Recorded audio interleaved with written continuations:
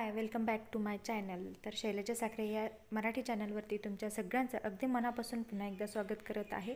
तर श्री शैल्यमपासून आम्ही मुक्कामाला आलेलो आहोत तिरुपती येथे.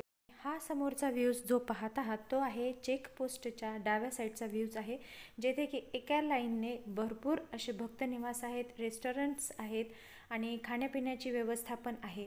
पण त्यात जर आपण महाराष्ट्रातून आलेलो आहोत आणि इडली सांबर वडा सांबर खाऊन खूप खूप खूप बोर झालेलो आहोत, तर आपल्याला भेट द्यायची असेल महाराष्ट्रीयन जेवणासाठी, तर मी एक नाव सुचवते, ते म्हणजे बुलढाणा अर्बन कोऑप ह्या संस्थेमार्फत महाराष्ट्रीयन जेवण, महाराष्ट्रीयन नाश्ता पुरवला जातो.